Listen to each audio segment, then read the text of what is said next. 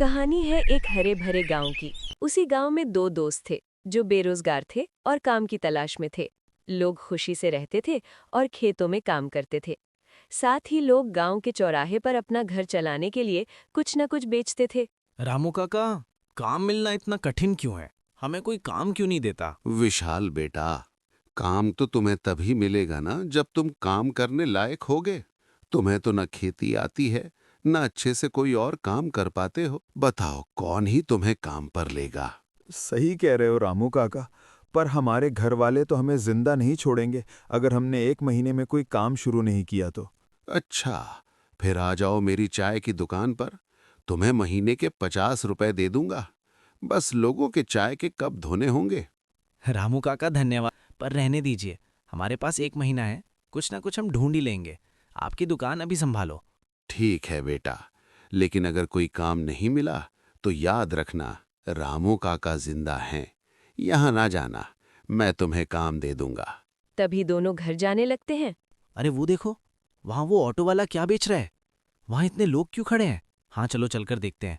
हम भी तो देखें ऐसा क्या है कि लोग इतनी भीड़ लगा के खड़े हैं। नहीं, अभी रुक जाओ। पहले सबको जाने दो, फिर हम चलते हैं। सुनो भैया, ये तुम क्या बेच रहे हो? ये तो मैं चिकन बिरयानी बेच रहा हूँ। बिरयानी मैं घर से बनाकर लाता हूँ और यहाँ आकर बेचता हूँ। मेरा मुनाफा भी अच्छा खासा हो जाता है। देखो, पीछे बिरयानी बेच बेचकर मैंने ऑटो ले लिया। वाह भाई, क्या तुम हमें भी ये बिरयानी बनाना सिखा दोगे? हमारे पास कोई काम नहीं है, तो अगर तुम हमें सिखा दोगे तो हम भी बिरयानी बेचकर ऑटो ले लेंगे। तुमने मुझे क्या पागल समझा है? अगर मैं तुम्हें ये सब बिजनेस सिखा दूंगा तो तुम मेरा ही धंधा चौपट कर दोगे। चलो निकला अब यहाँ से, मैं इतना भी बेवकूफ़ नहीं हूँ। चलो दोस्त, चलते हैं यहाँ से।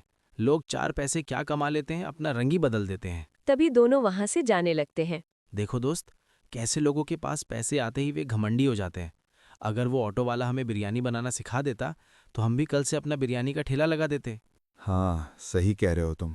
पर हम अब क्या कर सकते हैं? बिरयानी बनाना तो हमें आता नहीं, वरना हम उसे दिखाते कि बिरयानी कैसे बेची जाती है। अच्छा ठीक है, फिर चलो तुम्हारी माँ के पास चलते हैं। क्या बात है, आज तुम दोनों एक साथ घर पर हो?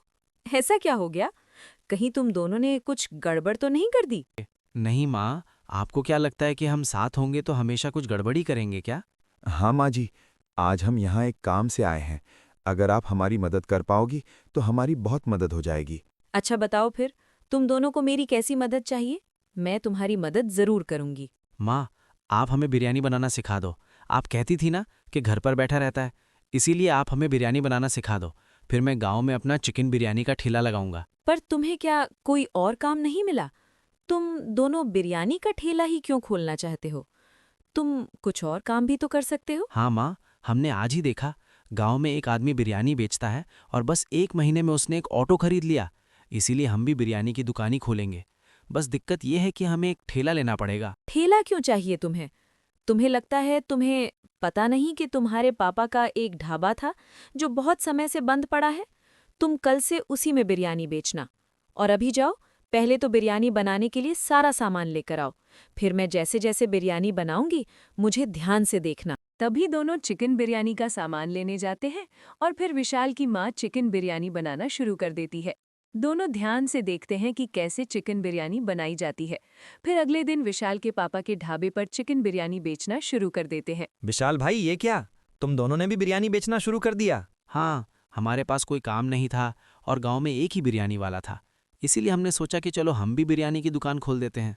ये तो तुमने सही किया। वो ऑटो बिरयानी वाला गांव में आने में बहुत समय लगाता है। उसके आने तक तो गांव के आधे लोग काम पर चले जाते हैं। अब तुम्हारी वजह से ये दिक्कत भी दूर हो जाएगी। हाँ, इसीलिए तो हमने यहाँ ढाबा लगाया है। और ये ढाबा हम सुबह 7 बजे से ही चालू कर देते हैं, ताकि आने जाने वाले लोग ये ढाबा देखें और काम पे जाने से पहले पेट भरकर बिरयानी खा लें। वैसे तुम्हारी बिरयानी कितने रुपए प्लेट है? ऑटो वाला तो 100 रुपए प्लेट देता है। हमने भी सोचा था कि 100 रुपये प्लेट देंगे, पर फिर हमने सोचा कि ये 100 रुपये गाँव वालों के लिए बहुत ज़्यादा महंगा है। इसीलिए बस गाँव वालों का सोचकर हम 70 रुपये प्लेट दे रहे हैं। वाह विशाल भाई, ये तो बहुत ही अच्छी बात है। इतने सस्ते में चिकन बिरयानी। देखना तुम्हारी दुकान खूब चलेगी और ऑटो वाले की दुकान बंद हो जाएगी।